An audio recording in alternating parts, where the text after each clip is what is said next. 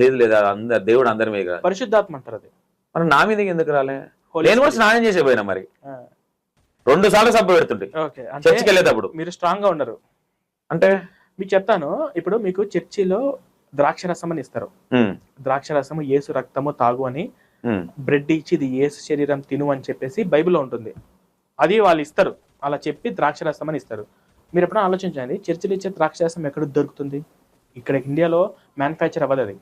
వాళ్ళు కంపల్సరిగా మీరు దాని మీద ఒక బాటిల్ మీద పట్టుకొని చూస్తే అది మేడ్ ఇన్ ఏదో ఒకటి ఉంటుంది, లేదా వీళ్ళంతటి వీళ్ళు సొంతంగా తయారు చేస్తారు. ఆ ద్రాక్ష రసం అనేది ఒక డిఫరెంట్ మైండ్ సెట్ అనమాట. అది అది తాగిన వెంటనే ఒక మైకం రావడం, కళ్ళు తిరగడం, పడిపోవడము.